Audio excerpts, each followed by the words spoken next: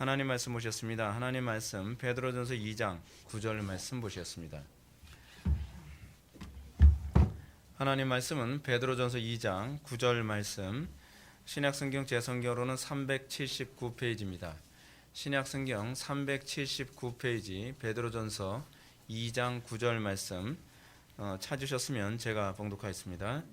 그러나 너희는 택하신 족속이요 왕같은 제사장들이요 거룩한 나라요 그의 소유가 된 백성이니 이는 너희를 어두운 데서 불러내어 그의 귀한 빛에 들어가게 하시니의 아름다운 덕을 선포하게 하려 하심이라. 아멘. 이 시간은 웨스트민스터 소교리 문답 제 20강입니다. 그리스도의 구속 직분이라고 하는 부분을 살펴보도록 하겠습니다. 그리스도의 구속 직분. 우리 소교리 문답 이제 제 23문을 한번 좀 보도록 하겠습니다. 제가 질문하겠습니다. 여러분들 대답해 주시기 바랍니다. 그리스도께서 우리의 구속자로 행하시는 직분은 무엇입니까? 그리스도께서는 우리의 구속자로서 선지자와 제사장과 왕의 직분을 행하시되 낮아지시고 높아진 두 지위에서 하십니다. 예. 우리가 소교리 문답을 우리가 계속 살펴보는 것처럼 우리가 이 소교리 문답에서 이제 우리가 다시 한번 어느 위치에 있는지를 다시 한번 염두에 두시고 우리가 좀 살펴보도록 하겠습니다. 우리가 오늘 23문이니까 그 아랫부분을 봐야 되겠네요. 그죠? 예수 그리스도께서 이루신 일의 결과가 무엇인가? 그죠? 예수 그리스도께서 이루신 결과가 무엇입니까? 예수 그리스도께서 이루신 결과는 소위 그분의 비하되심을 통해서 우리가 어떻게 그 비하와 승기를 통해서 우리가 어떻게 구원받게 되는가, 우린 그 부분을 이제 보게 됩니다. 그래서 우리가 오늘부터 우리가 예수 그리스도께서 이루신 일의 결과. 근데 여러분, 우리가 이 복음을 알게 되면서 우리가 좀 염두에 둬야 될 게 무엇이냐면, 우리는 간혹가다 이런 생각을 굉장히 많이 합니다. 내가 빨리 은혜 받아야 되는데, 내가 빨리 변화돼야 되는데, 내가 빨리 하나님 말씀대로 살 수 있어야 되는데 라고 하면서 우리는 자꾸 어디에 초점을 맞추냐면 의지에 자꾸 초점을 맞추는 경향이 있어요. 그게 이제 알미니안적인 그 사고방식이거든요. 근데 여러분, 율법이 하는 역할이 뭐라 그랬죠? 율법이 하는 역할은 우리의 의지와 우리의 지성과 우리의 경험의 무가치성을 철저히 폭로하고 그것에 손발을 다 들게 만드는 게 율법의 역할입니다. 그러니까 궁극적으로 율법이 어디로 우리를 인도해요? 몽학 선생이신 그리스도께로 인도하죠. 근데 그리스도를 요한복음에서는 말씀으로 이제 얘기합니다. 그러니까 여러분들, 말씀을 붙드는 것이 무엇인가? 말씀을 마음에 담아야 돼요. 말씀이 마음에 담기 전에는 우리가 결코 변화되지 않습니다. 그러니까 말씀이 우리를 움직여야지 의지가 우리를 움직이는 것이 돼서는 안 된다는 얘기예요. 여러분들 제 말을 잘 이해하셔야 됩니다. 무슨 얘기냐면, 여러분들이 의지로 말씀대로 살려고 할 경우에는 말씀에 부합한 삶이 나오지가 않아요. 그러니까 무슨 얘기냐면, 우리가 말씀대로 산다고 하는 내 의지는 근접할 수는 있을지 모르나 우리가 하나님께서 기뻐하시는 수준의 삶이 나오지 않는다는 거예요. 왜냐하면 그것은 은혜의 결과로 나오는 것이 아니라 내 의지의, 타락한 내 의지의 결과로 나오는 것이기 때문에 그래요. 근데 은혜가 우리를 움직이게 될 경우에는 우리는 온전한 삶이 나와요. 그것이 이제 끝까지 인내함이라고 하는 것으로 나오죠. 그러니까 진리를 알지니 진리가 너희를 자유롭게 하리라. 우리를 자유롭게 하는 것은 지식이 아니라 진리예요. 우리를 자유롭게 하는 것은 우리의 의지가 아니라 하나님의 은혜라는 말이에요. 그러니까 여러분들, 말씀이 내 마음에 남게 하는데 여러분들 초점을 맞추십시오. 그래서 잠언에서 무슨 얘기가 나오죠? 잠언 4장 23절에서 무릇 지킬 만한 것보다 내 마음을 지키라. 생명의 근원이 이에서 남이니라. 저는 요즘에 굉장히 이 부분에 관해서 공감을 많이 합니다. 마음 지킴 교리가 시간이 갈수록 점점 더 선명하게 납득이 되어져요. 옛날에는 마음 지킴 교리가 그냥 그치, 지식으로 어느 정도 납득이 되는 정도였는데, 이제는 시간이 갈수록 마음을 우리가 세상의 것으로부터 우리의 묵상을 뺏기면 우리는 결코 하나님의 그 구원의 은혜를 맛볼 수가 없어요. 그러니까 청교도들이 끊임없이 우리들에게 얘기하는 게 뭡니까? 우리가 정말 하나님의 말씀대로 살기를 원한다고 한다면 묵상 뺏기지 말라고 얘기합니다. 여러분들 항상 이런 현상 나타나지 않습니까? 설교를 듣고 나서 시간 지나고 나면 무슨 설교 들었는지 기억하려고조차도 하지 않아요. 근데 그 왜 그러냐면 아직 마음이 덜 가난해져서 그래요. 마음이 가난해지면요, 온통 그것에 생각이 뺏겨요. 생각이 사로잡힌다는 얘기예요. 말씀에 사로잡히기 위해서는 여러분들이 어떻게 해야 되느냐? 예배 전에 하나님의 은혜를 구해야 돼요. 제가 경험한 바로는 그렇습니다. 여러분들 기도의 깊이가 여러분들이 말씀에 대한 그 조명의 영역을 결정해요. 그러니까 기도를 많이 하면 많이 할수록, 저부터도 그래요. 저부터도 기도를 많이 하면 많이 할수록 말씀이 가슴에 더 많이 와닿고 마음에도 잘 새겨져요. 근데 기도가 허접하면요, 그냥 말씀이 들어도 그냥 잊혀지고 읽어도 남는 게 없는 거예요. 뭐 읽긴 읽었는데 뭔가 감동받긴 감동받은 것 같은데 특별히 이것이 남지가 않아요. 그러니까 여러분 어떻습니까? 은혜 받았다라고 하는 얘기는 이런 거거든요. 하나님께서 그분의 성령의 능력으로 우리의 마음판에 말씀을 새기시는 사건이에요. 우리의 마음판에 말씀이 새겨지지 않으면 그 말씀이 우리에게 아무런 효력을 발휘하지 못해요.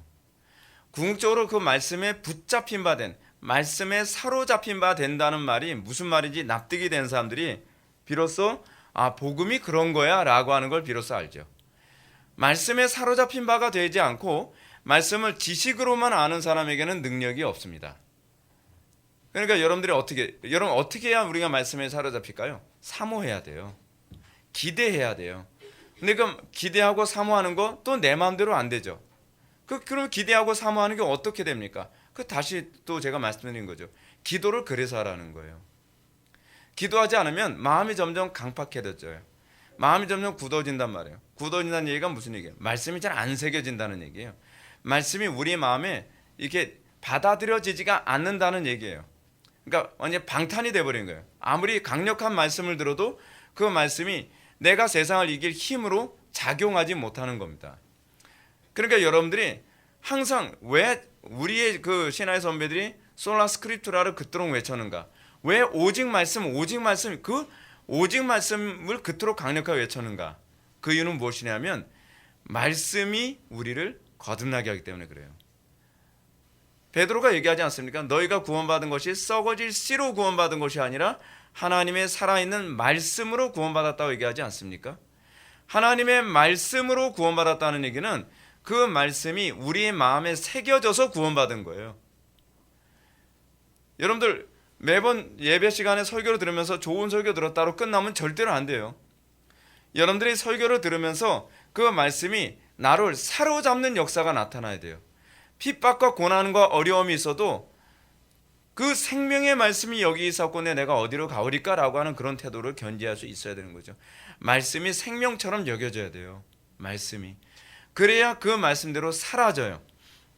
그래서 은혜라는 거예요. 사라지는 거지 내가 사는 게 아니에요. 내 안에 그리스도께서 산다는 얘기는 내 안에 말씀이 산다는 말과 같은 얘기예요. 그러니까 여러분들이 더욱더 하나님의 말씀을 사모하고 그 말씀이 내 안에 새겨지기를 열망하십시오. 의지 너무 믿지 마세요. 우리의 의지로 하나님을 기쁘시게 할 수 있는 사람이 이 세상에 존재하지 않아요. 그러니까 여러분들이 얼마나 여러분들의 의지에 대해서 더 절망해야 될까요? 여러분들이 얼마나 더 여러분들의 전적 무능에 대해서, 전적 타락에 대해서 어느 정도로 자각을 해야 될까요? 저도 사실은 힘들어요. 저도 여러분들이 항복할 때까지 이렇게 설교를 해야 되거든요. 항복할 때까지. 근데 대부분 항복을 하지 않고 피해가죠. 이제 저따위 설교 못 들어먹겠어. 근데 피해가서 해결된 문제가 아니에요. 여러분 언젠가는 이 문제는 해결을 해야 돼요. 언젠가는요. 여러분 이런 게 있잖아요. 남자들이 좋든 싫든 군생활은 해야 돼요. 아무리 힘들어도. 마치 그런 거와 똑같아요. 여러분 우리는 좋든 싫든 우리는 한번 겪어야 되는 과정이 있어요. 좋든 싫든 우리는 초중고등학교 졸업하잖아요. 이거는 선택의 여지가 없어요. 이건 뭐하고 똑같냐면 우리가 구원을 받기 위해서는 우리가 옛사람이 죽는 이 과정이 없이는 안 돼요. 피해가면 안 돼요. 저는 여러분들이 인생을 제발 피해가지 말라고 여러분한테 권면하고 싶어요. 제가 인생을 살면서 제가 겪은 아주 좋은 교훈이 하나 있다면, 제가 우리 애들한테도 항상 하는 얘기고 주변 사람들한테도 항상 하는 얘기인데요, 문제 있으면 문제 피해가지 말라고 제가 얘기해요. 그러니까 유혹은 피하는 거지만 문제는 피해가는 게 아니에요. 문제는 극복해야 성숙해져요. 어떤 사람이 어른스러워지냐면 인생에서 고난을 극복해본 사람이 어른스러워져 가요. 근데 인생에서 고난을 뇌물로 피해가고, 그리고 잔머리로 피해가고, 요령으로 피해가고, 요리조리 미꾸라지처럼 피해가서 인생이 사라지지가 않아요. 인생을 피해가면 나중에 어떻게 되냐면요, 그게 더 엄청난 숙제로 몰려와요. 나이가 들어서 그 숙제가 점점 더 커져 보십시오. 어떻게 하겠어요? 자녀들을 말씀으로 양육하는 거 피곤하고 힘들다고 여러분 유치원을 딱 보내잖아요. 그때는 편하죠. 그때는 그 자기 의무를 피해갔다고 생각을 하죠. 근데 유치원을 보내는 가운데에 양육해야 될 그 기간이 그냥 넘어가질 않아요. 그 기간 동안에 자녀들을 양육하지 않으면 언제 당해요? 초등학교 때 이제 당하기 시작하는, 그 쓰나미가 몰려와요. 그러면 또 요걸 또 피해가려고 하죠. 그 피해가려고 어떻게 해요? 학원으로 돌리죠. 학교로 돌리고 학원으로 돌리면서 애꼴 별로 안 보고서 그냥 편하게 보내겠다는 거예요. 근데 피해고 나면 어떻게 되죠? 그럼 또 중학교 때 고등학교 때 또 몰려오죠. 여러분 요즘 뭐 중2병이다 뭐 그런 얘기 하는데, 중2병이 괜히 생기는 게 아니에요. 그런 부모들이 유치원 때 그 하나님 말씀대로 양육하지 않고, 또 초등학교 때 하나님의 말씀대로 양육해야 되는 그 과정이 있거든요. 그 과정을 제대로 밟지 않고 그냥 세월을 보내면 얘네들이 감당할 수 없는 애들이 되는 거거든요. 한번 또 생각해 봅시다. 이거하고 똑같아요. 여러분 아이들이 초등학교 들어가기 전에 공부하기 싫다고 요령 펴가면서 더하기 빼기를 공부 안 했다고 칩시다. 유치원에서요. 그럼 어떻게 되죠? 어쩔 수 없어요. 초등학교 올라가서 해야 돼요. 근데 딴 애들은 더하기 빼기를 해가지고 왔거든요. 더하기 빼기를 해가지고 왔는데 안 했으면 그때라도 해야죠. 어떻게 해요? 근데 그때 안 하면 어떻게 돼요? 그럼 바보 취급 받는 거죠. 그럼 죽어라 하고 이렇게 하죠. 그때 유치원 때 힘들어도 할 걸. 근데 그거 안 하고서 또 초등학교 맞이했단 말이에요. 초등학교에서 또 요리조리 피해요. 숙제도 안 해가요. 그러면서 얼렁뚱땅 컨닝을 해서라도 그냥 또 여러분 곱셈 외우기 힘들잖아요. 2일은 2, 2일은 4, 뭐 맨날 정말 저도 초등학교 때 정말 싫었어요, 진짜. 근데 곱셈 안 하면 어떻게 해요? 곱셈 안 하면 뭘 못하죠? 나누기고 뭐고 못한단 말이에요. 피해 갈 수가 없어요. 이 과정을 거쳐야 그 다음 단계로 넘어가는, 그게 인생이에요. 그게 인생. 모르겠어요. 여러분들은 인생을 어떻게 생각할지 모르지만 저는 인생을 그렇게 터득했어요. 저는 인생에서 하나님께서 우리에게 주신 숙제가 있다고 생각을 해요. 그 숙제가 준 걸 게을러서 피해가거나 게을러서 이 부분을 낭비해버리면 이 숙제가 점점점 쌓이죠. 초등학교 때 공부할 걸 안 하면 중학교 때 더 밀려오죠. 중학교 때 할 거 안 하면 고등학교 때 더 밀려오죠. 그럼 더 이상 방법이 없는 거예요. 여러분 그렇다고 안 했다고 해서 그냥 그렇게 하고 나서 예를 들어서 고등학교까지 그냥 고등학교 졸업하면 이제 공부 안 해도 살 수 있겠지. 그렇지 않죠. 인생 살아가는데 여러분 초중 고등학교 때 공부 열심히 안 하면 인생 사는데 굉장히 고달퍼요. 불편한 게 한두 가지가 아니에요. 돈을 쓰려도 더하기 뺄셈을 알아야 되잖아요. 곱셈 나눗셈을 알아야 되잖아요. 근데 이거 모르면 어떻게 해요? 그때 가서 또 배워요? 인생이라는 게 다 그래요.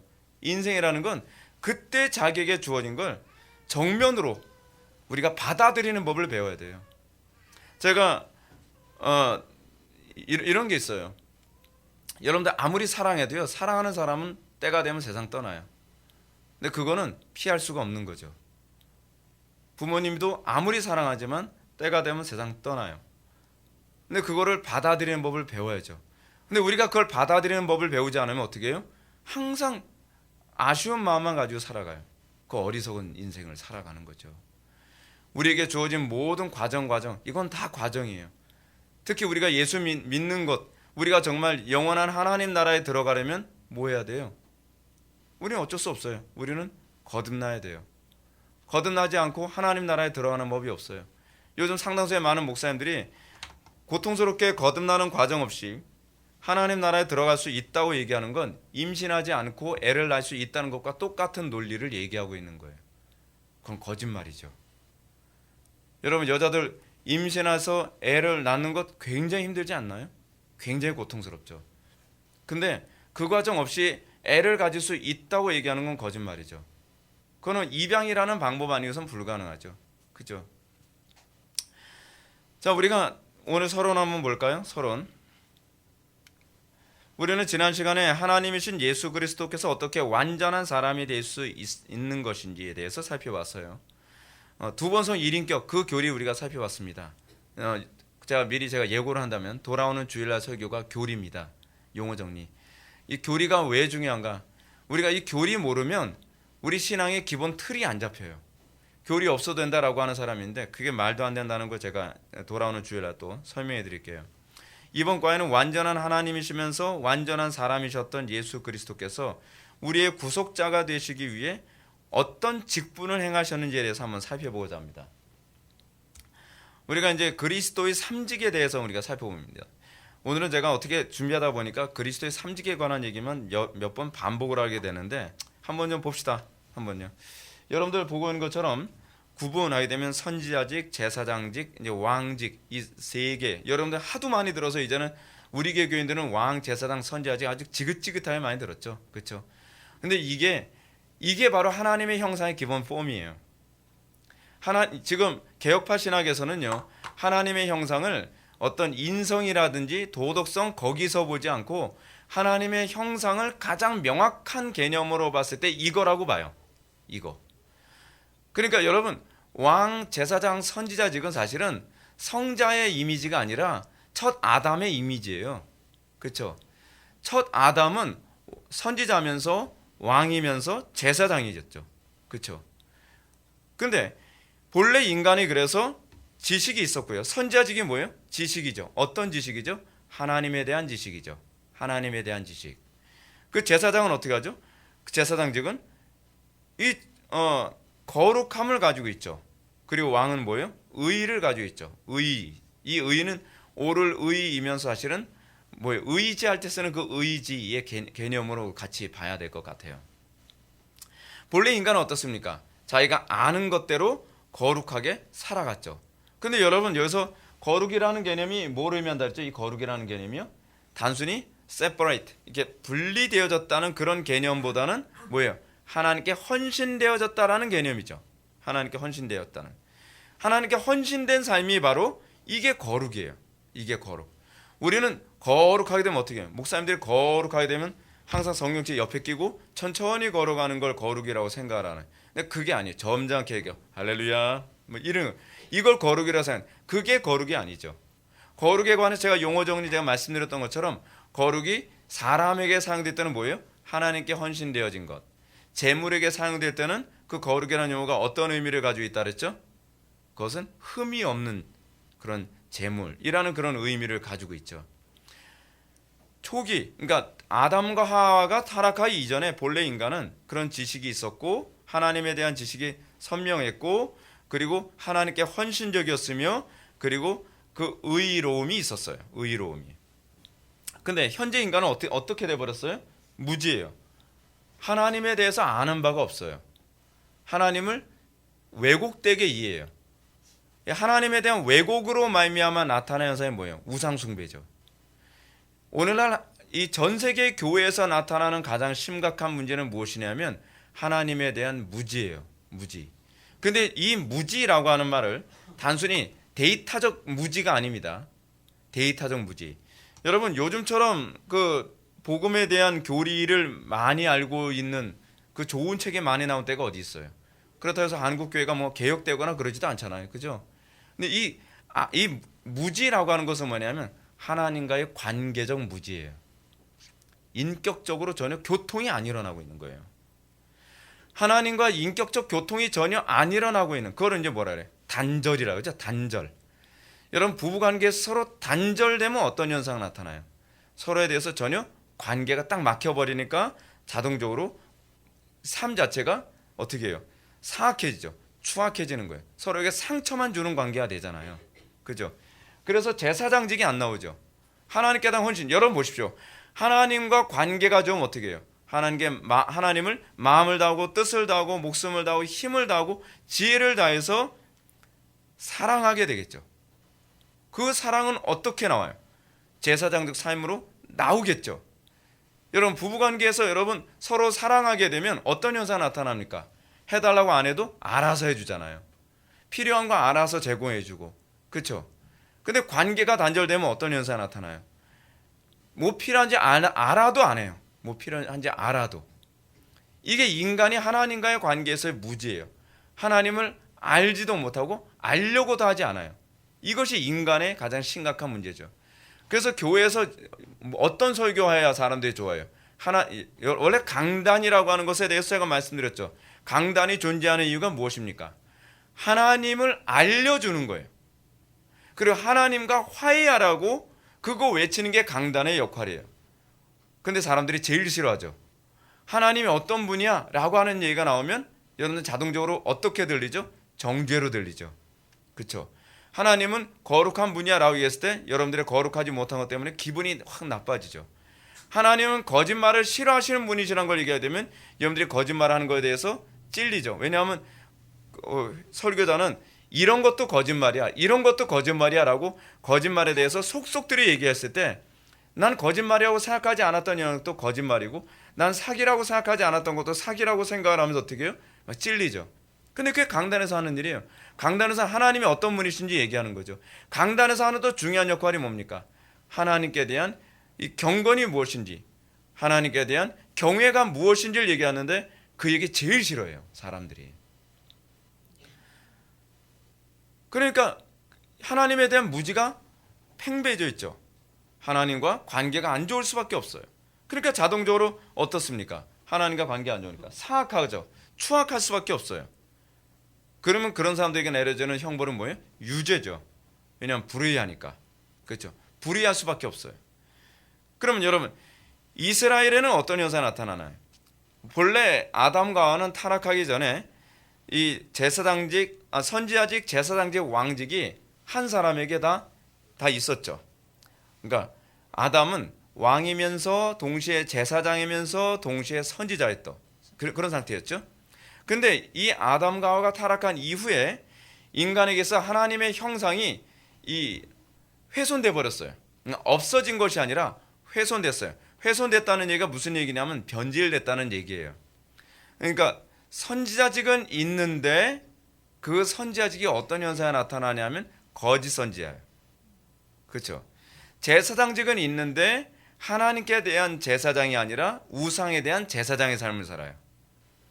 그리고 왕직은 있긴 있는데 하나님의 통치를 구현하는 의로운 삶이 아니라 마귀의 통치를 구현하는 불의한 삶을 살게 되는 거죠. 그렇게 되는 거예요. 그러니까 목회자가 해야 되는 일이 무엇이냐 하면 선지자직, 제사장직, 왕직을 회복하게 만드는 데 초점이 있는 거예요. 근데 이것을 멀티플하게 이해할 수 있도록 하기 위해서 하나님께서는 왕직, 제사장직, 선지자직을 딱 나눠서 초기 이스라엘 왕국이 만들어지도록 하셨어요. 그 이해하기 쉽게 하신 거죠. 이걸 예표라고 얘기하죠. 예표. 장차 오실 예수 그리스도의 사역이 무엇인지, 그 직분이 무엇인지를 이해를 돕기 위해서 초기 이스라엘에게 왕직, 제사장직, 선지자직을 따로따로 이렇게 나눠서 주셨어요. 그래서 선지자 대표가 누구예요? 모세와 선지자죠. 그렇죠? 제사장직의 대표가 누구예요? 아론과 그의 가족들입니다. 그리고 왕직의 대표자가 누구예요? 다윗과 그의 가족이죠. 뭐 솔로몬이라든지 뭐 르호보암이라든지 뭐 그런 사람들. 그렇죠? 그리고 나서 이제 신약 시대에 들어오면서 그리스도께서 등장하십니다. 그리스도 하게 되면 여러분 그리스도라는 말이 무슨 뜻이에요? 요거를 번역하면 원래 히브리어로는 메시아인데 유대인들은 그리스도 하게 되면 왕을 떠올리죠. 근데 이 그리스도라고 하는 말의 원래 의미는 기름 부음을 받은 자라고 하는 거잖아요. 누가 기름 부음을 받아요? 제사장, 선지자, 왕이 기름 부음을 받죠. 그렇죠? 그래서 그리스도 하게 되면은 그리스도에게 와서 비로소 이 삼직이 한 사람에게 딱 요약이 되죠. 구약 시대 때 이 삼직이 하나로 요약됐던 사람이 하나 있었죠. 이 사람은 왕이면서 제사장이면서 동시에 선지자 역할을 했던 사람 있죠. 누구죠? 사무엘. 그렇죠? 사무엘이 이 3직을 동시에 가지고 있었죠. 누구의 예표라는 게 머리에 딱 떠올라요? 그냥 그리스도의 예표라는 게 그거 하나만 보더라도 그냥 딱 나오죠. 그렇죠? 예수님이 바로 선지자면서 제사장이면서 왕인 분이시죠. 그 그리스도께서 그래서 어땠어요? 그리스도께서는 하나님의 말씀을 우리에게 정확하게 바르게 계시하죠. 그렇죠? 여러분, 참된 메시아가 누구냐? 참 메시아가 무엇이냐를 구분하는 중요한 구별하는 시금석이 여기에 있어요. 1차적으로 뭐예요? 하나님의 말씀을 바르게 증거하는 사람이어야 돼요. 그렇지 않으면 참된 메시아가 아니에요. 두 번째로 참된 메시아는 어때야 돼요? 자신을 하나님께 전적으로 희생하는 사람이어야 돼요. 어느 정도로요? 예수님께서 할 수만 있다면 내 잔을 나에게서 옮겨 주시옵소서 할 정도로, 그러나 내 뜻대로 마옵시고 아버지 뜻대로 하옵소서 아버지 뜻에 전적으로 따르는 사람이어야 된다는 거죠. 그리고 또 그분은 어때야 돼요? 왕 중의 왕, 우리를 다스리시는 그런 분이시죠. 자, 그리고 이것이 이제 이 회개와 관련해서 어떻게 이해되어지는가? 여러분들 회심했다라고 하는 말 하잖아요. 그렇죠? 회심하게 되면 여러분, 회심은 항상 두 단어를 항상 합친 거라 그랬죠. 회개와 믿음. 그렇죠? 회개와 믿음. 회개와 믿음. 여러분들 우리가 어떤 회심인가? 첫 번째로 여러분들은요, 지적인 회심이어야 돼요. 지적인 것이 전제가 돼야 돼요. 여러분들 우린 그러잖아요. 난 회개했어요. 회개했는데 뭐예요? 술 담배를 끊었다 뭐했다 이런 얘기만 하지 근본적으로 하나님의 말씀에 대한 회개가 아니에요. 여러분, 이거 분명히 하셔야만 합니다. 우리의 회개는요, 내 마음대로 회개가 아니에요. 하나님의 말씀 앞에 회개예요. 하나님의 말씀 앞에 회개라는 것이 무슨 얘기냐면 하나님의 요구에 충족된 회개예요.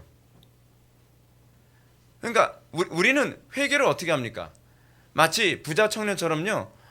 내가 뭐 이렇게 선행을 했습니다. 난 이렇게 착하게 살았습니다. 그러니까 회개한 거 아닌가요? 우리는 그렇게 생각을 하잖아요. 근데 예수님께서 요구하시는 회개의 수준은 뭐죠? 네가 온전하고자 할진대 내 모든 재산을 팔아 이웃과 나누고 너는 나를 따르라.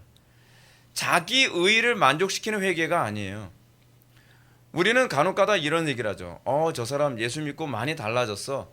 그러면서 어떻게 해요? 교회도 열심히 다니고 교회 봉사도 열심히 하고, 근데 그 회개가 하나님께서 원하시는 그 수준의 회개가 아니란 말이에요. 그럼 종교인이 되는 것뿐이에요.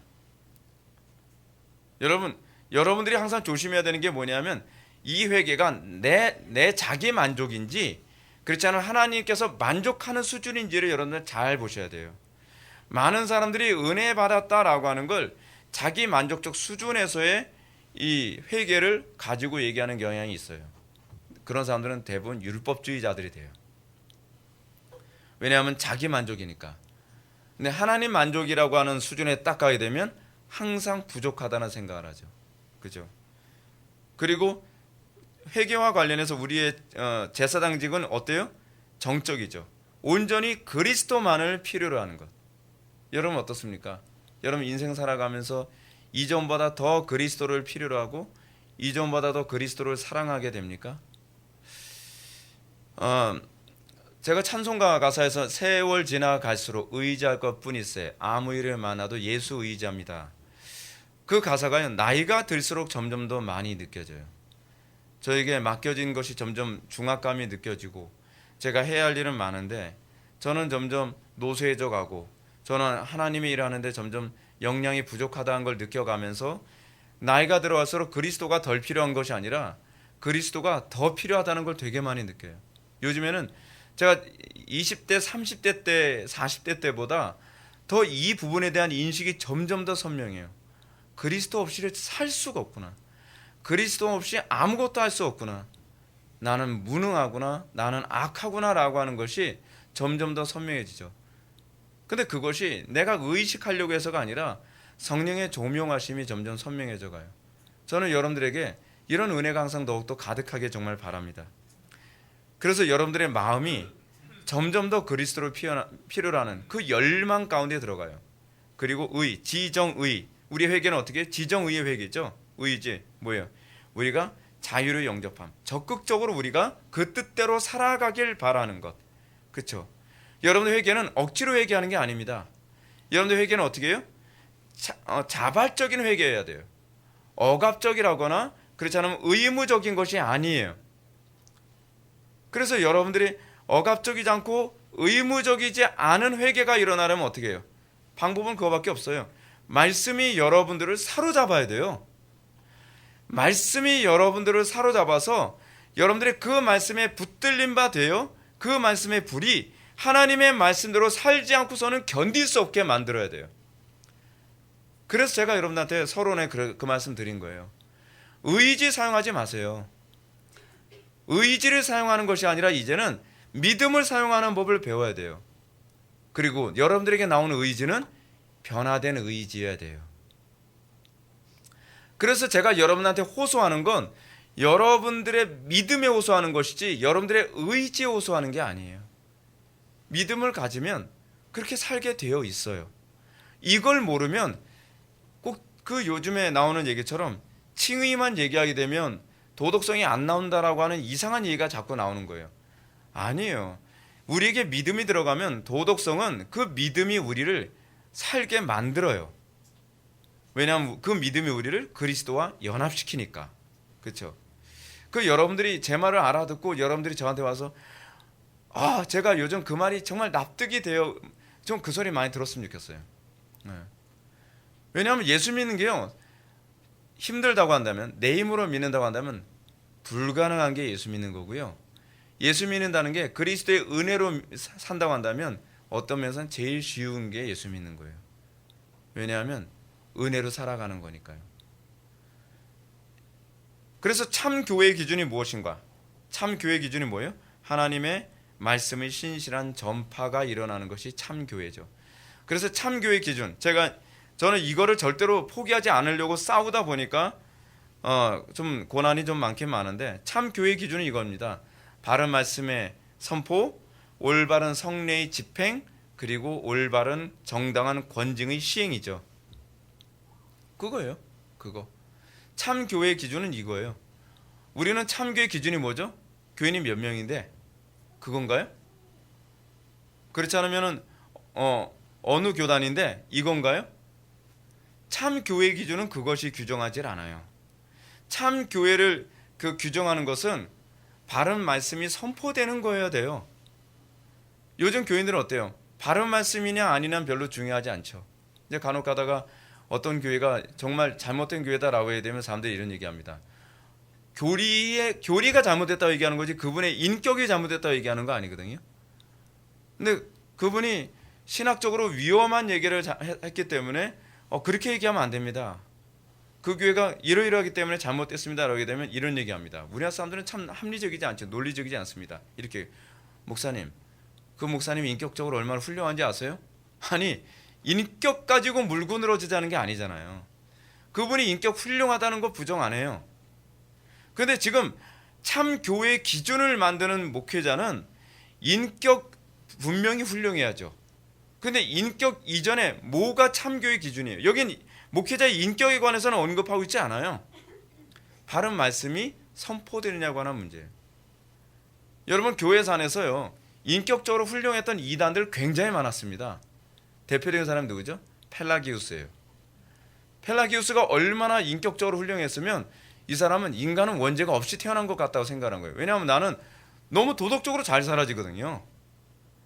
C.S. 루이스가 얘기하는 것처럼 사단은 한 사람을 지옥으로 가게 만들려면 그리고 사람들을 미혹하게 만들려면 그 사람을 도덕적으로 살게도 만들어줄 수 있다고 얘기하는 것처럼 이 사단이 절대로 그런 죄의 종로로 타지 않도록 그냥 오히려 막 도와주는 거예요. 막 착하게 살도록.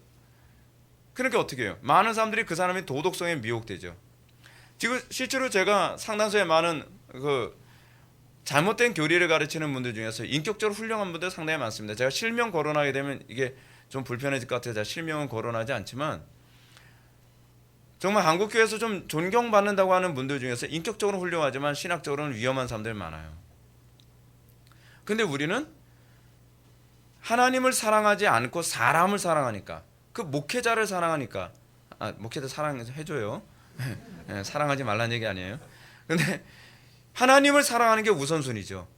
하나님을 사랑하는 것을 기초로 해서 우리가 참된 교회의 기준을 봐야 되는데, 그 목회자가 바른 말씀을 선포하지 않아도 나하고 인간관계 좋다고 내 마음에 쏙 든다고 해서 우리는 그 사람을 기준으로 삼으면 안 되는 거죠. 그리고 또 하나, 성례의 올바른 집행. 여러분, 성례의 올바른 집행 이거 쉬운 거 같죠? 저 성례의 올바른 집행 쉬운 줄 알았어요. 그냥 때 되면 세례 주고 때 되면 성찬 예식만 하면 되는 줄 알았어요. 근데 성례의 올바른 집행이 그게 아니에요. 성례의 올바른 집행이라는 것이 뭐냐면 세례를 준다는 개념이 뭐예요? 그리스도와 연합된 삶을 살도록 만드는 거예요. 성례는요, 단순히 성례가 아니에요. 성례는 이 예식을 통해서 그들이 어떻게 신자가 어떻게 살 것인가에 관해서 얘기하는 거예요. 성례가 뭐죠? 그래서 궁극적으로 목회자가 여러분들에게 끊임없이 올바른 성례를 집례하는 방법 중 하나는 뭐냐면, 여러분들이 세상과 짝하여 살지 않고 그리스도와 한 세례를 받도록 만드는 거예요. 무슨 말인지 알겠죠? 여러분들은 그리스도와 한 세례를 받음으로 살아가는 존재예요. 그거를 단순히 성례로 끝이는 것이 아니라 성도들의 삶 속에 날마다 그리스도와 한 세례를 받는 삶을 살도록 목회를 해나가야 되는 거예요. 쉽지 않죠. 그리고 성례의 또 다른 부분이 뭐죠? 세례와 성찬이 있잖아요. 그 성찬이 하는 일이 뭐죠? 성찬이 신자들로 하여금 사람이 빵으로 살지 아니하고 하나님의 입에서 나오는 말씀으로만 살도록 끊임없이 독려하는 거예요. 그게 목회예요. 그게 목회. 그러니까 목회가 뭔지를 알고 나면 이게 고생길이 훤히 보여요. 왜냐하면 교인들이 그걸 싫어하거든요. 교인들이 여러분 성례에 부합한 삶을 살려고 해요? 안 하거든요. 그리스도와 연합한 삶, 그리스도와 한 세례를 받아. 여러분, 그리스도와 한 세례를 받으려면 어떻게 해야 되죠? 죽어야 돼요. 그렇잖아요. 그럼 목회자가 맨날 뭐 해야 돼요? 강단에서요. 그리스도와 같이 세례를 받아 십자가 못 박혀 죽도록 항상 설교를 해야 되고, 그리스도와 합하여 그가 부활한 삶에 참여하도록 날마다 설교를 해야 된단 말이에요. 부활에 합한 삶을 사는 거야 좋죠. 근데 죽는 건 힘들잖아요. 죽는 건 힘들잖아요. 마치 뭐하고 똑같아요. 애들한테 그러죠. 야, 너 영어 잘하면 그 외국인들 여러 외국 사람들 친구로 삼을 수 있어서 얼마나 좋은지 알아? 그 부활한 삶이죠. 그거야 좋죠. 근데 영어 공부를 빡시게 해가지고 외국 아이들하고 친구를 하는 삶에 가기에는 너무 내가 많이 죽어야 돼요. 너무나 나의 시간을 너무 많이 희생해야 돼요. 놀고 싶은데, 세상적인 거 즐기고 싶은데 그거 포기하고 해야 되는 거잖아요. 이게 인생의 원리예요. 인생의 원리. 인생의 원리는 내가 이것을 좋은 걸 얻기 위해서는 무엇인가는 놔야 돼요. 그렇죠? 여러분, 그 아프리카인가요? 원숭이 잡는 방법 뭐라 그랬죠? 원숭이 잡는 방법 간단하잖아요. 그 안이 들여다 보이는 투명한 병에다가 바나나 하나 집어넣고 그 목을 줄로 딱 묶어놓고 기다리고 있으면 바나나가 그 병 속에 있는 바나나가 아니에요. 원숭이가 병 속에 있는 바나나 보고서 어떻게 해요? 그거 먹고 싶어서 손을 딱 집어넣는 거예요. 그리고 어떻게 하죠? 움켜쥐겠죠. 움켜쥐고 나면 사람이 천천히 걸어와도 못 도망가요. 왜냐하면 병 때문에 손을 뺄 수가 없으니까 손목이 묶인 게 돼버리거든요. 그러니까 도망가지 못하는 거예요. 사실은 어떻게 해야 돼요? 놓으면 되는 거예요. 그렇지 않으면 병을 깨뜨리든지. 근데 그렇게 안 하죠. 근데 인생이 그래요. 인생이 소위 바나나 놓으면 죽을 것 같은 거예요. 자기 목숨이 달아나는지도 모르고. 우리는 어때요? 성례의 삶이라는 게 그거거든요. 여러분들이 이 땅의 것 아무것도 아니라는 거죠. 이 땅의 것 돈 좀 손해보면 어떻고, 여러분 자존심 좀 손해보면 어떻고, 여러분들의 감정 좀 손해보면 어때요? 더 영광스러운 것이 있다고 얘기하는 거예요. 성경이 우리에게 그걸 얘기하는 거죠. 근데 우리는 그건 못 놓쳐. 명예 손해보면 큰일 나는 줄 알죠. 돈 손해보면 큰일 나는 거 같죠. 인간관계 손해보면 큰일 나는 거 같죠. 그래서 정말 생명 대신 그리스도를 잡기보다는 그냥 바나나 같은 별 볼 일 없는 것, 우리가 영원한 천국에 가보면 알아요. 바나나 같이 별 볼 일 없는 거죠. 그거 못 나서 지옥 가는 거예요. 그거 못 나서 죽는 거죠. 근데 목회자가 하는 게 뭐예요? 끊임없이 이 성례를 여러분들한테 집례하는 거예요. 사실은 여러분들에게 이 성례를 강요하지 않고 그냥 형식적으로만 세례와 성찬을 베풀면 아무도 목회자에게 돌 던질 일이 없습니다. 돈은 던져도 괜찮아요. 근데 돌 던진 일은 생기지 않습니다. 동전은 던지지 마세요. 아프니까. 예. 근데 여러분, 이게 바로 제사장적 삶이에요. 제사장. 딱 들어맞죠? 제사장적 삶 얼마나 구체적입니까? 예수님께서 세례와 성찬을 얘기하실 때 제사장적 삶이 무엇인지를 너무나 선명하게 얘기하셨어요. 하나님께 대한 헌신, 어떻게 헌신해요? 가르쳐줄게. 세례와 성찬의 삶이야. 명확하죠? 그래서 예수님이 뭐라고 말씀하세요? 성부와 성자와 성령의 이름으로 세례를 주고 그리고 또 성찬을 베풀라고 얘기하는 거예요. 이게 제사장적 삶을 요약한 거예요. 그리고 뭐가 나와요? 권징을 하죠. 권징. 제가 제일 하기 싫어하는 거. 여러분들만 싫어하는 게 아니라 저도 정말 싫어요. 근데 어떻게 해요? 정당한 권징을 시행함을 통해서 어떻게 해요? 교회가 질서정연한 교회, 하나님의 영광이 나타나는 교회가 되죠. 권징이라는 건 뭐를 의미하는지 아십니까? 하나님의 통치를 구현하는 걸 의미해요. 하나님의 법이 존중되는 걸 의미해요. 요즘에는 교회가 구멍가게보다 많아가지고서 슈퍼마켓보다 많죠. 그러다 보니까 권징 시행하기 전에 도망가죠. 교회가 여기만 교회인가? 뭐 여기만 교회는 아니죠. 뭐. 여기만 구원받나? 그렇진 않아요. 근데 분명한 건 여러분들이 하나님의 말씀대로 살아가는 것을 좋아하지 않는다고 한다면 어느 교회 가도 구원은 못 받아요. 그건 분명한 사실이에요. 근데 우리는 하나님 말씀대로 살지 않고 교회만 눌러앉아 있으면 구원을 받을 거라고 생각해요. 그게 가톨릭적 사고방식이죠. 가톨릭은 어떻게 생각하죠? 교회가 구원을 준다고 가르치죠. 그래서 가톨릭의 그 교리적 체계가 뭐예요? 우리는 교회 안으로 구원을 받는다고 얘기하지만 가톨릭은 교회가 구원을 준다고 가르치죠. 그렇죠? 로마 가톨릭에서 규정하는 교회는 우리의 개념하고 달라요. 로마 가톨릭에서 규정하는 교회는 뭐죠? 성직자 그 직분자들. 그러니까 교황, 추기경, 그렇지 않으면 사제들로 구성되어진 성직자 그 직제를 교회라고 얘기해요. 우리는 뭘 교회라고 얘기하죠? 구원받은 성도들의 모임을 교회라고 해요. 교회의 기준이 가톨릭과 우리가 완전히 다릅니다. 그러니까 동일한 용어를 사용하지만 개념은 완전히 달라요. 그래서 교회가 구원을 준다고 했을 때에 신부가 세례를 주면 구원을 받는다고 보는 거예요. 그래서 어떤 사람이 죽을 때 되게 되면 어떻게 해요? 세례를 주면 구원을 받는다고 생각하죠. 옛날에 걸프전 때도 그러지 않았나요? 군인들이 전쟁터 나가기 전에 언제 죽을지 모르니까 신부한테 와서 세례를 자꾸 받으려고 하죠.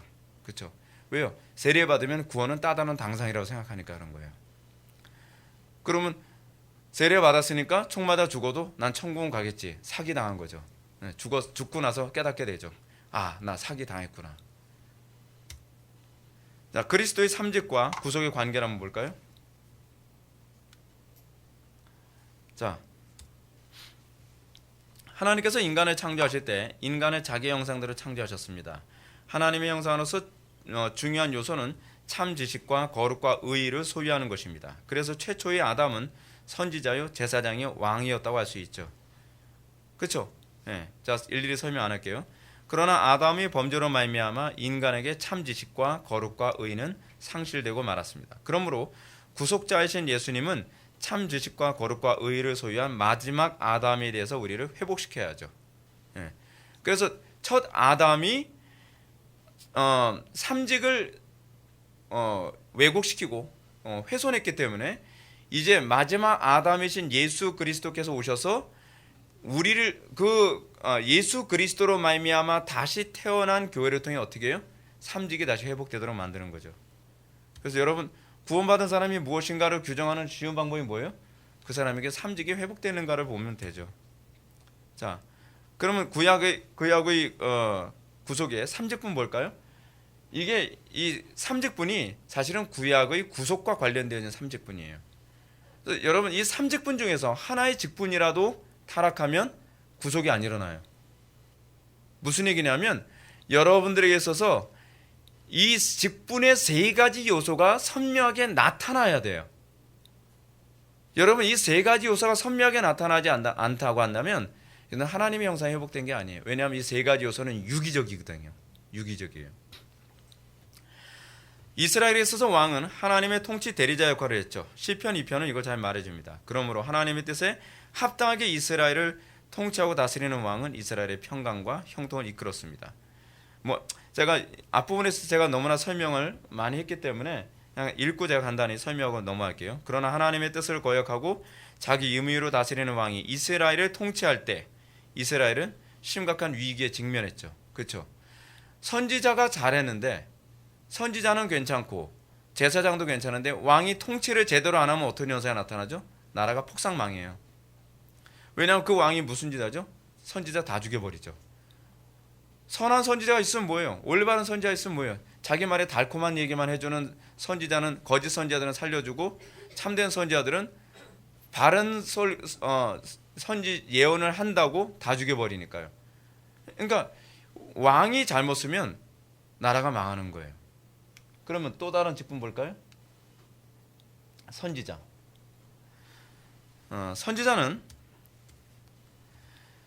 하나님의 뜻을 사람에게 바르게 계시하는 역할을 하죠. 이 선지자 통해서 왕의 통치는 옳은 통치인지 잘못된 통치인지를 판단을 받게 됩니다. 그리고 왕이 바른 정치를 수행하지 못할 때 선지자는 왕에게 하나님의 책망을 전합니다. 하나님은 신실한 선지자를 통해서 이스라엘에게 바른 말씀을 주셨고 바른 방향으로 이끄셨던 것이죠. 그래서 사실은 그 나라의 방향성을 왕이 결정하지 않습니다. 그 나라의 방향성을 누가 결정해요? 선지자가 결정하는 겁니다. 선지자가. 그러니까 왕이 여러분들이 생각하는 것보다 아합 왕은요 정치를 굉장히 잘했던 왕이에요. 우리는 간혹 가다가 이런 생각을 하죠. 아합 왕은 사악한 왕이었으니까 정치도 잘못했겠지. 그렇지 않아요. 정치는 기가 막히게 잘하는 왕이었대요. 정치는 잘했는데 뭐예요? 방향이 잘못된 거죠. 여러분 구약에서 예레미야 시대 때 남유다인가요? 남유다의 왕이 하나님은 제대로 섬기지 않았지만 정치는 굉장히 잘했던 왕이에요. 그래서 남유다가 어떻댔죠? 그때 예레미야 시대 때 실버 에이지였다 그랬잖아요. 실버 에이지. 그러니까 골든 에이지, 그러니까 다윗 왕조를 골든 에이지라고 얘기한다면 예레미야 시대 때를 실버 에이지라고 할 만큼 정치 또는 외교를 굉장히 잘했던 때예요. 근데 문제가 뭐예요? 선지자들이 다 썩었어요. 선지자들이 다 썩어서 국가의 방향성이 하나님이 미워하시는 방향으로만 가는 거예요. 여러분 우리나라도 여러분 조심해야 되는 게 뭔지 아세요? 우리나라가 뭐가 정치가 잘 돼가고 있고 국가가 부강하다고 해서 잘 가는 게 아니에요.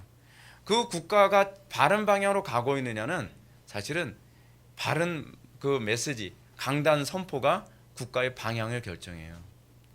제가 지난 주일날에도 제가 예배의 중요성에 관해서 여러분들한테 말씀드렸죠.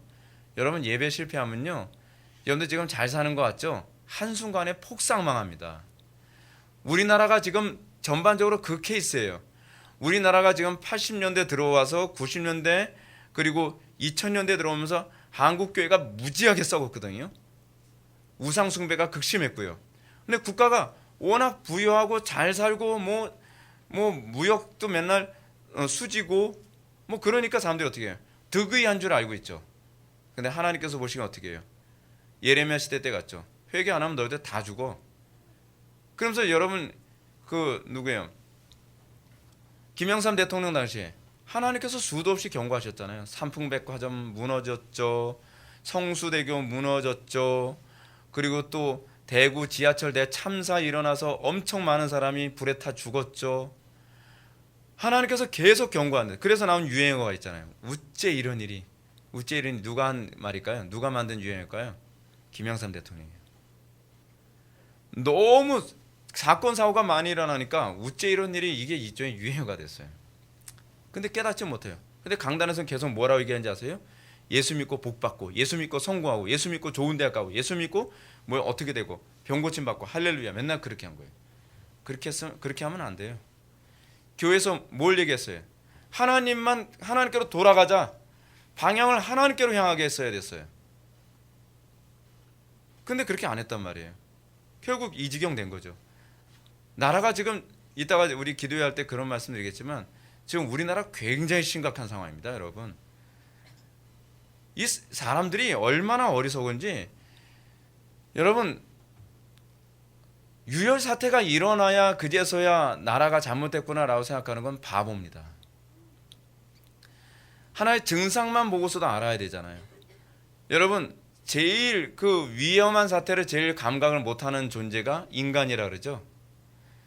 예를 들어서 지진이 일어날 때쯤 되면은 짐승이 뭔지 알잖아요. 짐승 떼들이 막 도망 다니고, 개미도 짐 싸고 막 옮겨 다니고, 뭐 홍수나고 뭐 한다 하면, 쓰나미 몰려온다, 뭐 해일 몰려온다 그러면은 뭐 개미들이 뭔지 알고 막 그런다잖아요.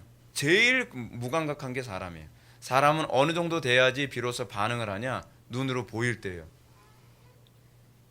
이게 사람이에요. 이게 사람. 그러니까 저는 그게 사람이라는 걸 요즘 아주 철저하게 느껴요. 제가 여러분한테 수없이 말씀드렸잖아요. 저 개척 초반기부터 수없이 얘기했던 게 그거거든요. 우리 한국교회 빨리 회개하지 않으면 큰일 난다. 큰일 난다라는 얘기를 제가 10년 넘게 외쳤어요. 10년이 뭐야? 15년 넘게 외쳤죠. 그런데 우리한테 항상 뭐만 보여요? 현재 내가 힘들고, 현재 내가 감정 상하고, 현재 내가 불편한 것만 보이는 거예요. 그러면 사람들이 말을 죽어라고 안 들어요. 그럼 어떻게 해요? 제가 그래서 제일 싫어하는 선지자가 하나 있어요. 누굴까요? 예레미야. 예레미야. 난 예레미야처럼 목회하기 싫어. 네. 눈물의 선지자. 나는 웃는 선지자가 됐으면 좋겠는데, 웃는 선지자는 저하고 또 안 맞는 것 같아요. 속상한 거예요. 저는 미래가 보이거든요.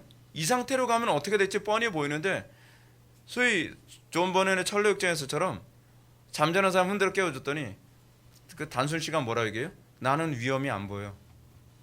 그러니까 나 깨우지 말라는 거예요. 아니, 저는 위험이 보이는데, 위험이 보여서 제가 막 여러분한테 흥분해서 얘기하면 저 사람 오늘 또 뭔가 기분 안 좋은 일 있었나 보구나, 우리한테 퍼붓네. 아니, 그게 아니라 지금 너무 심각해서 하는 소리예요. 제가 할 수 있는 게 설교밖에 없으니까 제가 여러분한테 각성하라고 제가 말씀드리는 거예요. 제가 여러분한테 미움을 받더라도 각성해야 돼요. 여러분, 기회가 많지가 않아요, 우리에게.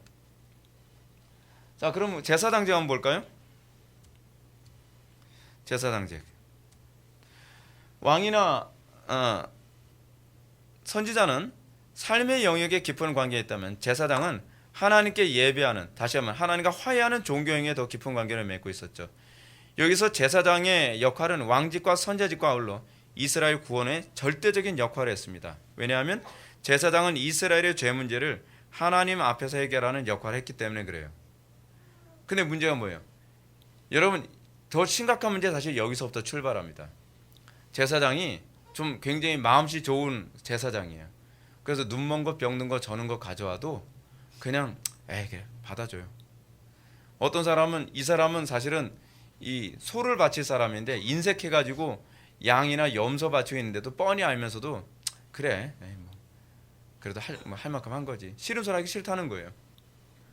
근데 우리식으로 따지면은 소위 BMW 바쳐야 될 사람이 그냥 눈가리가 아웅식으로 뭐 소나타 한 대 바치면서 그래도 저 최선을 다해서 이런 식이 되는 거예요.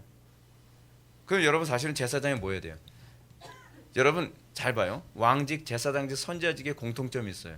다 미움받는 걸 각오해야 돼요.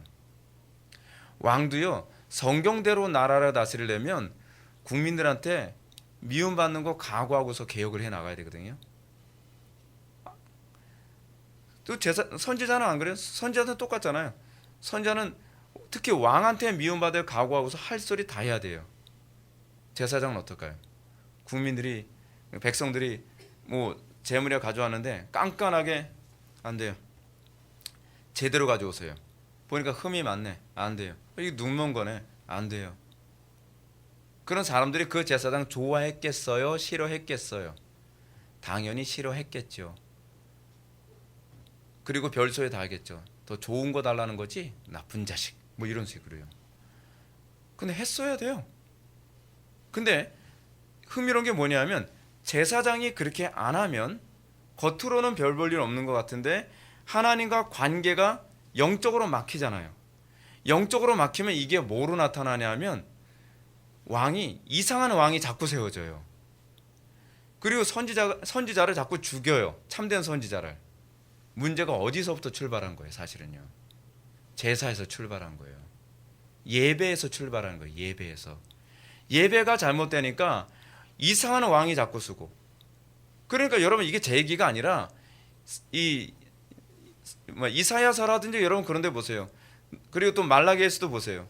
너희들에게 왜 이런 이상한 그 지도자들이 세워지지 않냐? 너희들이 예배가 잘못됐다고 얘기하잖아요.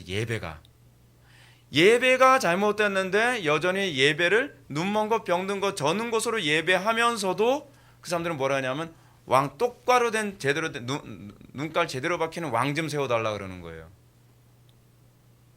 그 제가 요즘 느끼는 답답함이에요. 우리나라의 미래는 여러분 누가 결정하는지 아십니까? 그리스도인이 결정합니다.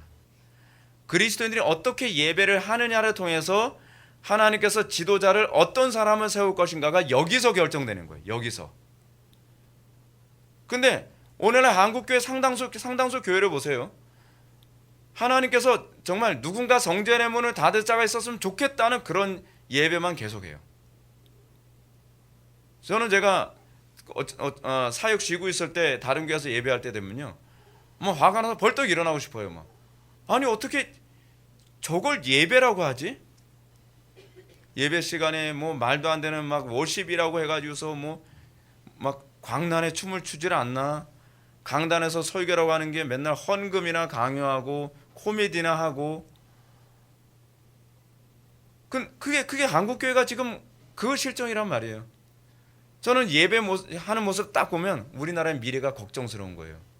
예배가 저 모양이면 자동적으로 지도자가 잘못 세워질 텐데, 예배가 저 모양이면 자동적으로 선지자가 제대로 서 있지 못하다는 얘기잖아요. 선지자직의 가장 강력한 사역자가 누구예요? 목사거든요. 목사님들이 제대로 된 목사님들이 쓰질 않죠. 근데 그 이유가 어디 있어요? 교인들이 예배를 개떡같이 예배하거든요.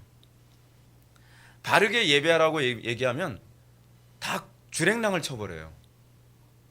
이 교회는 왜 이렇게 까다로운 거야? 예배하러 온 것만 해도 고마워해야지. 저는 예배하러 온 거 고마워하지 않아요, 여러분. 저는 여러분들이 하나님께 바르게 예배하는 걸 고마워하지. 그리고 예배를 바르게 하는 건 여러분들에게 유익이 되는 거지 저한테 유익이 되는 게 아니에요. 근데 왜 저한테 고마워해야 된다고 생각하는지 전 모르겠어요. 헌금하니까 그렇다고 생각할지 모르겠는데 저는 그건 잘못된 생각으로 들어요. 이 나라의 미래를 바꿀 수 있는 건 예배밖에 없어요. 한국 교회도요. 우리나라가 이렇게 부강하게 된 그 기초가 어디 있었어요? 예배였거든요. 우리나라는 건국할 때부터 예배로 건국한 나라예요. 예배가 그렇게 중요한 거예요. 여러분 예배 별거 아닌 것 같죠? 이스라엘 백성들이 눈먼 거 병든 것처럼 뭐 이런 거 가지고 그래요. 그냥 받아줘요, 제사장님. 그래서 받아줬다 해서 그 자리에서 벼락 맞아 죽지 않았죠. 대수롭지 않았다고 생각했을 거예요. 만약에 그 불경건한 예배를 딱 할 때마다 하늘에서 벼락보다도 그냥 벼락까지는 아니더라도 그냥 스파크 정도라도 맞아 찌릿이라도 했다도 사람들이 그렇게 안 했을 거예요. 근데 뭐 눈먼 것 병든 것 저는 것으로 예배해도 뭐예요? 그 제단에서 불이 나와서 사람을 쏴 죽인다든지 뭐 그런 일은 없었거든요. 그러니까 죄책감도 없이 그런 식으로 제사를 한 거예요. 그러다 어디까지 가버렸죠? 이스라엘 쫄딱 망하는 것까지 가는 거예요. 바벨론 포로까지. 인간이 그렇게 미련해요. 그렇게 미련해. 하나님께 예배만 제대로 하면 살 길이 열리는데 그거를 사람들이 받아들이질 않아요. 삼직자로서 예수 그리스도 한번 볼까요? 예수 그리스도께서 이스라엘을 구속하기 위해서는 자동적으로 이러한 삼직을 소유함이 마땅합니다. 왜냐하면 이스라엘의 타락과 멸망은 항상 이렇게 불완전한 왕, 제사장, 선지자에 의해 기인했기 때문이죠. 따라서 이스라엘 백성들이 맨날 기도한 게 뭐예요? 하나님 제대로 된 왕, 제대로 된 선지자, 제대로 된 온전한 제사장을 보내주십시오. 그래서 그들의 기도의 응답으로 나타나신 분이 바로 예수님이시죠. 예수님은 완벽한 선지자죠. 예수님은 완벽한 제사장이셨죠. 그리고 예수님은 완벽한 왕이셨어요. 근데 그분을 십자가 못 박아 죽여버렸어요. 이거예요. 저도 제가 목회하면서 깨닫는 게 그거예요. 제가 정직하게 목회하고 제가 바르게 말씀 전가하면 사람들이 좋아할 거라고 생각했어요. 근데 성경적이지 않더라고요. 이스라엘 백성들이 여러분들 알고 계신 것처럼 에스겔서 10장에서 여호와의 신이 떠나는 장면이 나오잖아요. 그리고 이스라엘 백성들이 여호와의 신이 떠나고 난 그 이후에 여호와의 신이 다시 돌아오길 바랐죠. 근데 여호와의 신이 언제 돌아오죠? 여호와의 신이요? 육신을 입고 돌아오죠. 예수님께서 성육신 하셔서 성전에 돌아오셨잖아요. 성전에 돌아왔더니 어떻게 해요? 여호와께서 돌아왔는데 사람들이 환호해요? 아니죠. 오히려 예수님을 내쫓아 버리죠. 그죠? 그게 사람이에요. 저는 사람들이 바른 말씀 그런다고 생각하는데 사람들 바른 말씀 안 좋아해요. 바른 말씀 선포하면 죽이고 싶어 하는 것 같아요. 그리고 예수님이 바른 제사장 역할을 하고 예수님이 바른 그 왕의 역할을 했을 때에 사람들은 좋아하지 않죠. 그게 사람이에요. 인간은 전적으로 타락했죠. 왜요? 하나님의 형상이 회복되기 전에는 결코 바른 말씀, 그리고 바른 통치, 그리고 바른 제사장 노릇을 싫어해요. 바른 통치는 뭐예요? 여러분들이 하나님의 말씀대로 살아라라고 하는 것, 그거 따르는 것. 그리고 여러분들이 하나님께만 헌신해라, 우상에게 헌신하지 말라라고 하는 거. 그렇죠? 그리고 하나님의 말씀을 증거하는 삶을 살아라. 어떻게? 말과 삶을 통해서. 여러분, 전도는요 선지자적 삶과 직결되어 있는 거예요. 여러분들이 구원을 받았다고 한다면, 여러분들이 삼직의 회복이 있다고 한다면, 여러분들은 여러분들의 가정부터 시작해서 끊임없이 복음 증거하는데 헌신되어져야 돼요. 우리는 때를 얻든지 못 얻든지 복음을 증거해야 돼요. 내가 복음 증거하지 않으면 나에게 화가 있으리로다라는 생각 가지고 전도해야 돼요. 욕심으로 전도하지 말라는 거예요. 성령께서 여러분들이 말할 바를 주시죠. 자, 43번, 그리스도께서는 선지자 직분을 어떻게 행하십니까? 요거만 좀 이제 살펴보고 읽고서 이제 결론 넘어갑시다. 그리스도께서는 자신이 교회를 교화하고 구원하시는 모든 일에 대한 하나님의 모든 뜻을 자신의 성령과 말씀으로 모든 시대의 교회들에게 여러 부분과 여러 모양으로 나타내심으로써 선지자 직분을 행하십니다. 예, 그리고 그리스도의 제사장 직분 대결의 문답 44문입니다. 볼까요? 자, 그리스도께서는 제사장의 직분을 어떻게 행하십니까? 그리스도께서는 자기 백성의 죄를 속량하시기 위해 자신의 흠없는 제물로 하나님께 단번에 드리시고 자기 백성을 위해 끊임없이 간구하심으로 제사장의 직분을 행하십니다. 뭐 제가 다 설명한 거기 때문에 제가 굳이 뭐 설명을 안 해도 될 거라고 생각해서 읽어만 드립니다. 세 번째로 그리스도의 왕의 직분에 대해서 한번 볼까요? 대결의 문답 45문입니다. 그리스도께서는 왕의 직분을 어떻게 행하십니까? 하도 길어서 제가 앞부분 좀 자르고 뒷부분 잘랐어요. 그리스도께서는 세상에서 자기 백성을 자신에게로 불러내시고 그들에게 직분자들과 율법과 권징을 주심으로 누구나 보고 알 수 있게 자기의 백성을 통치하십니다. 자기가 택하신 자들에게 구원의 은혜를 베푸시고 그들의 순종에는 상을 주시며 그들의 죄에는 징계를 내리셔서 바로 잡으십니다. 또 그들이 받는 모든 시험과 고난에서 그들을 지키고 도우시며 그들의 모든 원수를 제어하고 정복하시며 자신의 영광과 자기 백성의 선을 위해 모든 것을 다스리십니다. 마지막 이 부분만 제가 좀 보도록 하겠습니다. 낮아지시고 높아지신 두 지위, 이 부분 한번 볼까요? 이 부분을 좀 중요합니다. 그리스도의 사역에서 주목해야 될 것은 그의 낮아지시고 높아지신 두 지위예요. 이것을 신학용어로 비하와 승귀라고 해요. 여기서 승기는 비하의 결과라는 게 중요합니다. 그리스도의 이 사역에서요, 우리가 좀 중요시 여겨야 되는 게 뭐냐면 그리스도께서는 자기를 낮추심으로써 비로소 이 승리에 이제 참여하게 되죠. 그래서 교회도 이 두 지위가 나타나야 돼요. 여러분, 내가 죽지 않고 승귀를 경험할 수 있는 방법이 없습니다. 우리가 먼저 낮아지는 것을 경험한 다음에 그 다음에 높아지는 것을 경험하게 됩니다. 토마스 아켄피스가 얘기했던 것처럼 우리는 그리스도의 그 영광에 참여하기 원하지만 그리스도의 비참에는 참여하기 원치 않죠. 우리는 그리스도의 부유함에 참여하기 원하지만 그리스도의 가난함에는 참여하지 않으려 하죠. 우리는 그리스도의 영광에는 우리는 그리스도의 기쁨에는 참여하려 하지만 우리는 그리스도의 슬픔에는 참여하려 하지 않죠. 근데 그렇게 해서는 사실은 이 부활의 삶을 살 수가 없습니다. 우리가 그리스도께서 높아지신 두 지위는 바로 낮아지시고 높아지신 겁니다. 그래서 사도 바울이 이렇게 얘기합니다. 내가 그리스도와 그 부활의 권능과 그 고난의 참여함을 알고자 하여 그의 죽으심을 본받아 어떻게 해서든지 죽은 자 가운데서 부활에 이르려 하노니. 그 부활의 권능과 이 고난에 참여하려면 어떻게 해요? 그의 죽으심을 본받아야 돼요. 그래서 사도 바울이 나는 날마다 죽노라 라고 하는 얘기를 합니다. 나가기 볼까요? 네. 자, 한번 봅시다. 그리스도께서는 인류를 구원하시기 위해서 친히 육신을 입으시고 제사장, 왕, 선지자 세 직분을 행하셨습니다. 이는 인류를 구원하시기 위한 직분이며 이 직분을 수행하기 위해 스스로 자신을 하나님의 뜻 앞에 낮추셨습니다. 이렇게 하나님의 뜻 앞에서 자신을 낮추신 그리스도께서는 아버지 하나님의 높이심을 통해 비로소 완전한 구속자가 되셨죠. 이는 그리스도와 연합한 교회에게도 그대로 적용됩니다. 어떻게 해요? 교회가 세상에서 복의 근원이 되기 위해 하나님의 뜻 앞에 자신을 복종시키는 그리스도의 삶에 참여해야만 합니다. 여러분들이 그 영광에 참여하려면, 우리 그리스도께서 받으셨던 그 승귀에 참여하려면 우리도 아버지의 뜻에 자신을 복종시키는 법을 배워야 돼요. 이게 성령 충만한 방법이에요. 조그만 거 하나에도 여러분 순종하는 법을 배워보세요. 예배에 늦지 않고, 그리고 기도 생활 빠뜨리지 않고, 조그만 거 하나하나에 여러분들 순종하는 법을 배우면, 성령을 소멸하지 않으면 여러분들 그리스도와 동행하는 삶이 가능해집니다. 말씀을 증거해야 되고 전도해야 되는 이 사명에도 자꾸 여러분들이 순종하면 이것이 더 담대해지고 더 충만해지고 능력 있게 돼요. 여러분들 삶의 자소한 부분 하나하나에도 여러분들 순종하는 법을 좀 배워보시라는 얘기죠. 그럼 예수 믿는 게 어렵지 않다는 걸 여러분 알 수 있게 됩니다. 순종을 안 하니까 자꾸 어려워 보이는 거예요.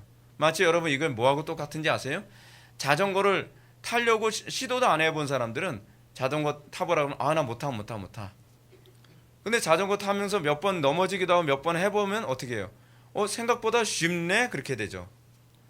신앙생활도 그래요. 신앙생활도 순종을 안 하면서 어떻게 그렇게 살아? 어떻게 그렇게 해? 순종을 안 하는 사람은요, 백날 가도 여러분 자전거 못하는 거하고 똑같습니다. 하나님 말씀에 조그만 거 하나라도 순종해 보십시오. 그래서 그리스도와 연합한 삶, 그리스도와 동행하는 삶이 얼마나 영광스럽고 얼마나 기쁜지 여러분 그걸 누리면 이것을 누리지 못하는 사람들이 불쌍해 보여요. 안타까운 거예요. 그리스도와 동행하는 삶만큼 여러분 기쁜 게 어디 있어요? 그리스도와 동행하는 삶을 살게 됐을 때에 세상이 알지 못하는 그 영광스러움이 있거든요. 근데 우리는 순종을 안 해요. 그리고 한숨만 내쉬죠. 그러다가 우리는 그리스도와 동행하는 삶이 뭔지도 모르고 세상을 떠나게 될 겁니다. 그래서 우리가 사도 바울의 가르침처럼 그리스도와 그 부활의 권능과 고난의 참여함을 알고자 한다면 그의 죽으심을 본받아 살아야만 합니다. 이렇게 함으로써 그리스도와 연합한 교회는 세상에서 중보자적 역할을 감당하게 됩니다. 이것이 첫 아담에게 수여된 하나님의 형상의 핵심이죠. 끝입니다. 기도하시겠습니다. 사랑이 많으신 하나님, 우리의 마음속에 그리스도의 그 부활의 영광에 그 권능에 참여하기를 알기를 원하는 그 열망을 우리 속에 허락하여 주시고, 우리가 날마다 조그만 거 하나하나에도 우리가 그리스도의 그 죽으심을 본받아 삶으로써 그 부활에 참여하는 삶의 기쁨을 알게 하여 주옵소서. 그 기쁨이 충만할 때에 우리가 그리스도를 전할 수 있고, 그 기쁨이 충만할 때에 다른 사람도 예수 믿기를 열망하는 마음을 갖게 되는 줄 압니다. 우리에게 순종을 허락하여 주시고 그 안에서 날마다 그 영광을 누리게 하여 주옵소서. 예수님의 거룩하신 이름으로 기도드립나이다. 아멘.